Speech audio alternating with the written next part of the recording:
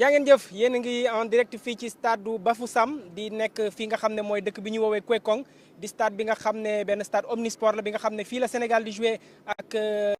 kii di Zimbabwe. Guinée également fii lay jouer ak Malawi poule B bi xam ngeen ko fii la nekk ma nekk fi nag ak sama naataango Sékou Seydi di envoyé spécial groupe E-Media nekk fi ak Babacar Ndiaye ak suñu yeneen envoyé spéciaux yi nekk ci beneen boor ji ci fan zone bi ci fële ca Bafoussam ñu ngi nag à quelques heures ci match bi nga xam ne moom mooy nara boole ñaari équipe yi Sékou Seydi. Oui, un match important parce qu'il faut Sénégal def une entrée bu am solo pour envoyer un message fort comme ni ko Aliou Cissé waxee Gana Gueye itam wax li ni mel contre Zimbabwe équipe la boo xam te ne gis nañu 2017 ñu jongante ak ñoom Sénégal gagné woon ko ak biu Sadio Mané ak Henri Saivet loolu duñ ko fàtte waaye 2006 itam mooy Coupe d'Afrique bi nga xam te ne moo nekkoon ça suñu premier match Coupe d'Afrique boobee Sénégal gagné woon ko donc il faut Sénégal gagné match bi mu doon match boo xam te ne bu am solo bu Sénégal wone boppam laata yeneen adversaire am. match bu ama am solo ndaxte mooy entrée en matière ci li nga xam ne moom mooy Sénégal ci 33e édition Coupe d'Afrique bi Sénégal nag ñu ngi koy xaar bi yàgg na lool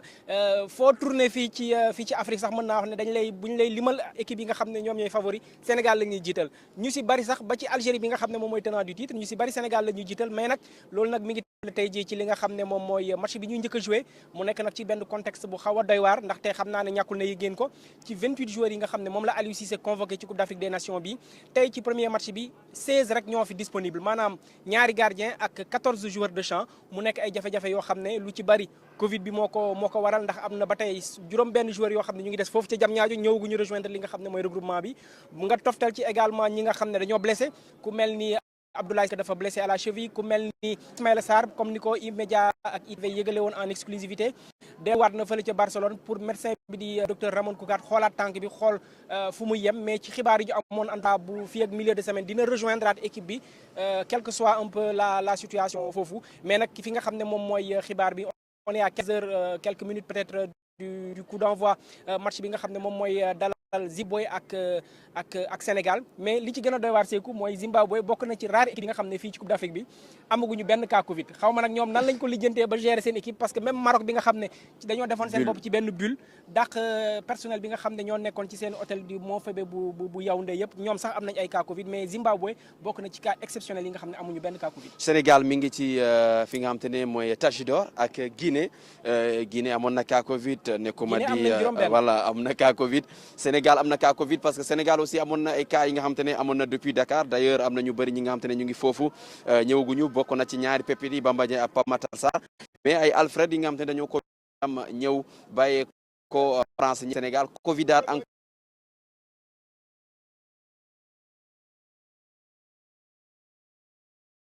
Covid xamuñu lan mooy seen secret ko xamee ñu deli ko mais en tout cas équipe la boo xamante ne gis nañu ñoo ci par rapport ak Coupe d'Afrique bi nga xamante ne moom la ñu xam nañ ni duñu favori mais il faut ñu jël li nga xamante ne armes yi ñu yor li nga xamante ne mën na pour gagner Sénégal ñu ngi commencé prendre goût ci Coupe d'Afrique des Nations ñu ngi rappeler encore 2017 nan la seen Coupe d'Afrique demee woon Kalidou Koulibaly Edouard Mendy Saliou Ciss Ismaïla Sarr bi nga xam ne également dafa blessé muy ba ci Famara Diédhiou mi ci mujj également ak Covid muy joueur yoo xam ne ñoom ñëpp xëy na bu jàmm doon am ñoom ñëpp dinañ nekk titulaire mais nag am liste 28 joueurs di nga def ak paramètres yooyu noonu yëpp justement loolu moo tax ñuy jël équipe bi liste yëpp CAF autorisé ñu yéegal ko ba ji li nga xam ne mooy 28 il faudra faire avec Zimbabwe nag moom dina ñëw ak ay force am na ci ay joueurs yu am solo ku mel ni Tino Kadewere nekk fële ca Lyon ci couloir yi am nañ fa booy yu am solo yu gaaw yu vivace yu mel ni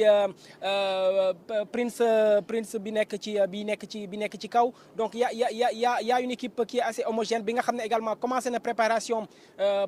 lu njëkk équipe yu mag yi parce que équipe yu mag yi seen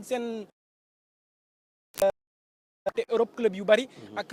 directive bi nga xam ne moom la FIFA joxe amoon nañ possibilité téye seen joueur jusqu'au 3 janvier ñoom nag amuñu woon contrainte yooyu parce que seen joueurs ñu si bëri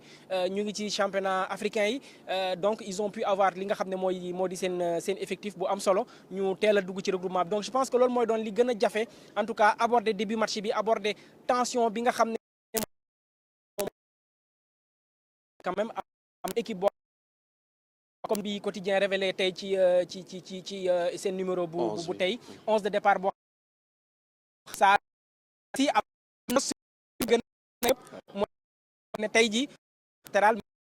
nga xam ne mooy poste bi nga xam ne moom la doon jouer avant muy poste ailier droit. gis nañ ko ak Marseille muy jouer poste boobu il souffrait mais il s'en sortait souvent. ci loolu lañ ko formé sax Metz d'ailleurs. Ouais, tout à fait c'est un joueur offensif ñu après ñu changé ko mu nekk en arrière droit mais il était plus piston je pense que du bëri lu muy am jafe-jafe surtout qu'il a fait la préparation ak équipe bi yëpp. mais yaa ngi tudd nga xam ne ñoo nekk ci Zimbabwe mais absence Moussonna xam nga yooyu noonu c'est des cadres yoo xam ne nekkoon na ci équipe bi ak Kassandé ñooñu yëpp c'est des joueurs yoo xamante ne gis nañ la ñu nekk ay cadres mais Sénégal aujourd'hui boo xoolee composition bi am après Aliou Cissé wax na ko kuñ fi woo rek c'est parce que pare nga pour jouer donc mu nekk koo xamante ne daan nga nekk titulaire wala daawoo nekk titulaire et moi je pense que c'est une composition boo xamante ne déjà dafa war a envoyer un message fort ak ñi nga xamante ne ñoo nekk ci infirmerie bi comme quoi bi ngeen ñëwee même si vous êtes attitré peut-être entre guillemets comme des titulaires que ñun ñi su ngeen fi nekkul mën nañ def liggéey bi et ça va créer une concurrence mun nañu wax ni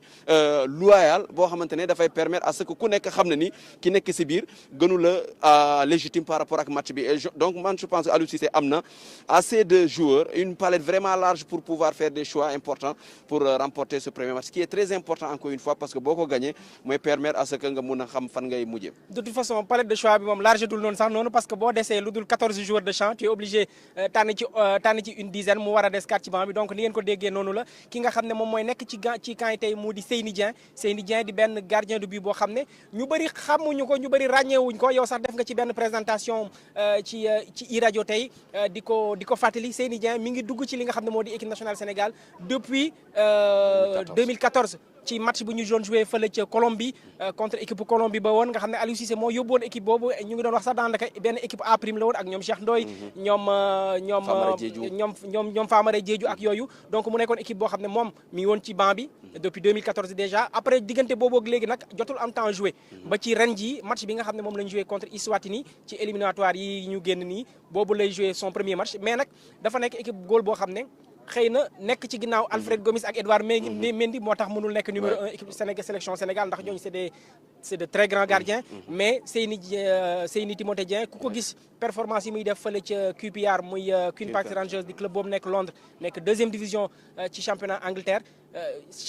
chaque journée de championnat ay performance yu am solo la bokk na ci joueurs yi nga xam ne moom le public bi gën a taamu. malheureusement mu ñëw son premier match ak sous Aliou Cissé mu encaisse ce but face à l'Eswatini ñu mujjee ko égaliser parce que sénégalais ñu ngi ko doon xaar déjà on sait que sur les réseaux sociaux il est très apprécié c'est un sénégalais boo xamante ne xamaguñu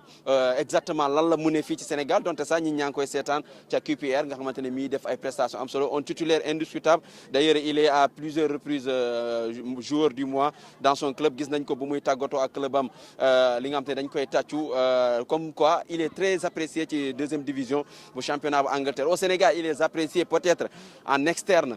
mais en interne c'est aujourd'hui une occasion pour lui mu saisir chance bi nga xam te ne am na ko parce que il a une malchance entre guillemets nekk ci benn groupe boo xam te ne il y a Edouard Mendy il y a Alfred Gomis et déjà entre Edouard Mendy et Alfred Gomis man su ma nekkoon entraîneur j'aurais du mal parfois choix et ñi parce que gis nañu 2019 bi Edouard Mendy mi nga xamante ne blessé na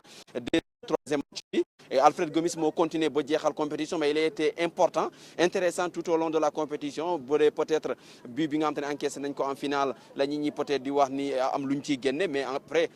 Alfred reste un grand gardien moom itam mënu fee nekk Edouard est là et Seyni autant pour moi il est là c'est un bon gardien il a 27 ans il a grandi avec cette équipe même si jouewul mais le temps que muy ñëw di def regroupement de fil en aiguille il évolue dans un championnat populaire du pression du leneen moo koy tere tey mu prouver que qu'il est un grand gardien ou bien un bon gardien capable de porter l'équipe nationale du Sénégal. Effectivement, le championship anglais, c'est l'un des très grands championnats européens. Boo dindee en quelque sorte les 6-7 gros championnats, je pense que amul benn championnat boo xam ne mën na ko du ci engouement du ci qualité du ci loolu yëpp ñu ngi fii nag am na ay gan yu fi nekk vous êtes camerounais monsieur? Oui, je suis camerounais. Vous vous appelez comment? Je suis monsieur Paul Pierre Chouponk, habitant de Bafoussam. Nous sommes venus supporter le Sénégal. Hein. Et que pensez-vous de ce premier match? Non, de ce premier match, c'est largement à la faveur du Sénégal. Parce qu'on voudrait bien, le Cameroun voudrait bien jouer la finale avec le Sénégal pour avoir une belle canne sucrée. Une canne sucrée ici au Cameroun, ici à Bafoussam. Merci beaucoup, mon cher. Ni ngeen ko gisee sama ginnaaw noonu. Babacar Ndofay, monsieur Preta, lui aussi il est avec le Sénégal. Bien sûr, bien sûr. Vous vous appelez comment? Fedju Olivier. Alors, vous êtes là pour soutenir les Lions de la Teranga. Absolument, absolument. Ouais. Les Sadio Mané, les Mendy, nous sommes là pour les soutenir. Vous êtes fan de Sadio Mané? Absolument. Mais on a constaté qu'ici à Bafoussam, La population adore Sadio Mané. C'est quoi cette particularité? Mais vous savez que Sadio Mané joue dans un grand club, Liverpool. Et vous voyez, avec ses prouesses, nous sommes tenus de les supporter. Hein? Nous sommes forcément de les supporter. Nous souhaitons que le Cameroun joue la finale avec le Sénégal. Elle sera sucrée. Très sucrée.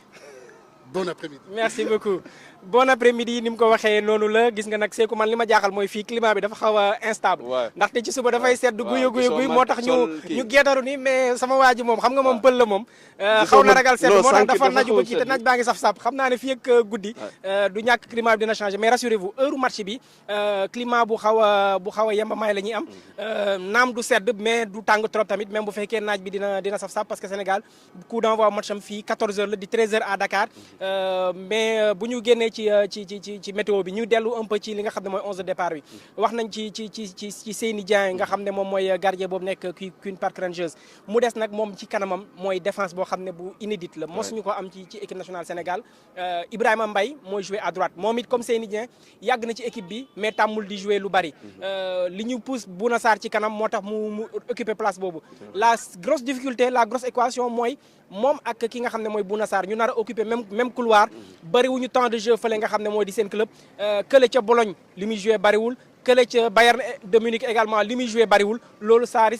peut être une équation pour Aliou Cissé.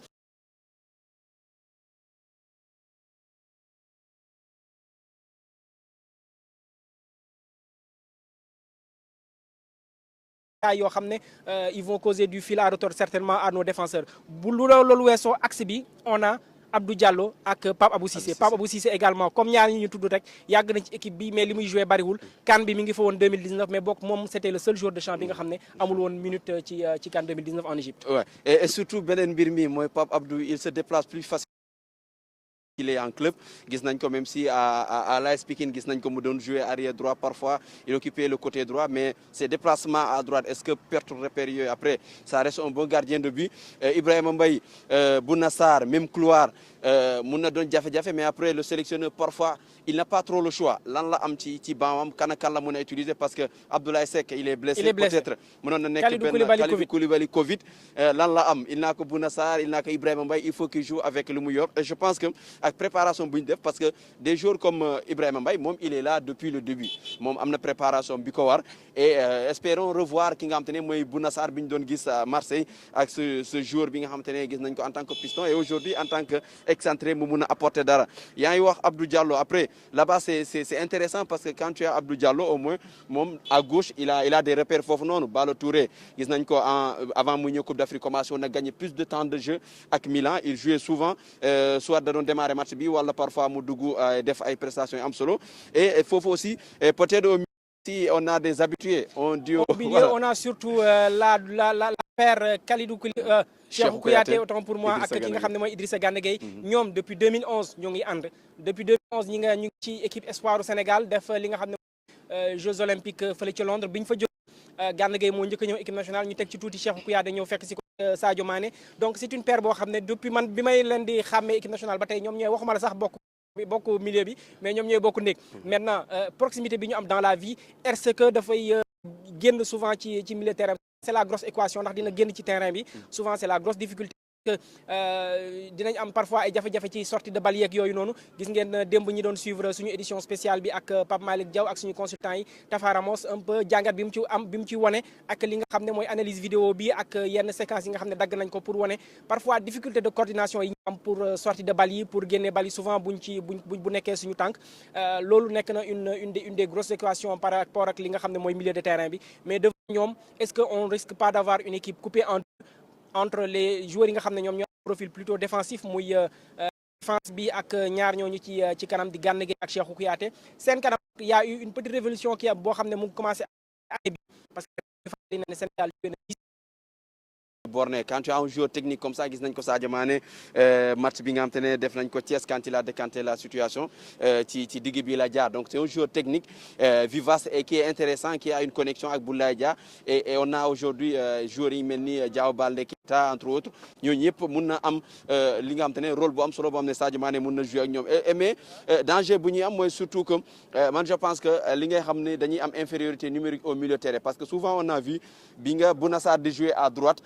Cheikhou Kouyaté c'est plus quelqu'un qui va dépanner à droite c'est quelqu'un koo xam te ne il est sur la tâche défensive on le connaît très bien à Crystal Palace mun na def loolu yëpp mais il a un problème jeu au pied mais il peut dépanner à droite après il nous restera que Gana Gueye peut-être nan lay demee ñen ñooy def combler vide boobu noonu peut-être avec les retours de bu équipe Boulaye Dia mi nga xam ne gis nañ ko il est vraiment généreux dans l'effort ak Diao Baldé Keita mi nga xamante ne day défendre bu baax je pense que c'est ça qui fera la différence après Sadio Mané moi je pense que dans ce match-là il a intérêt quand même à porter l'équipe parce que fii nii jamono jii nii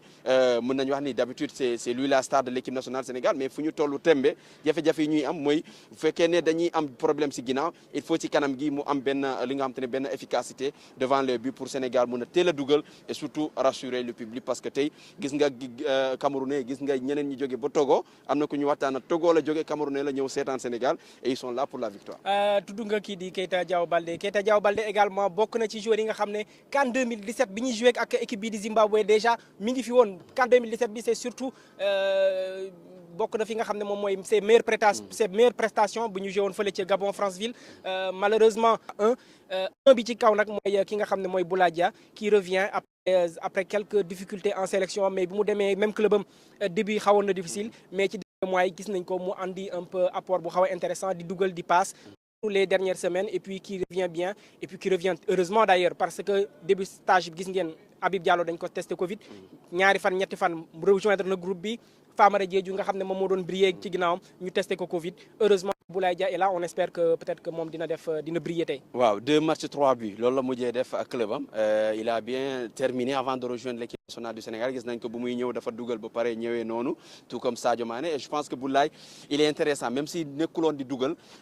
Il a un peu déverrouillé li nga xamante ne moo nekkoon porte yi et aujourd'hui il est un joueur intéressant c'est pas pour rien Aliou Cissé à chaque fois conférence de presse waxoon na ko quand tu parles un peu de système da ngay sentir ne Boulaye est déjà dedans que li des mooy ñeneen ñi muy complète c'est un joueur intéressant au-delà de but yi muy dugal il défend bien et il contribue au jeu et je pense que c'est un joueur aussi d'espace bi nga xamante ne mun na apporter techniquement il peut avec Sadio Mané si l'on sait que ces équipes-là pointe basse la ñuy jouer lu bëri bloc bas autant pour moi la ñuy jouer lu bëri et Boulaye il est technique il est capable de provoquer et pourquoi pas provoquer des pénaltys. Et de jouer dans les espaces. On a vu sa relation technique avec Sadio Mané qui est très forte. Voilà li nga xam ne moom moo des ci match bi baritul waxtu maa ngi gis ma ginnaaw kii di Diomansy Kamara muy ñëw di xam naa mi ngi waaj a dugg ci officiel yi xam ne également c'est un ancien international sénégalais mais li des ci match bi bariwul xanaa dañuy jéem a dajale bagage rek duggaat ci stade bi kanam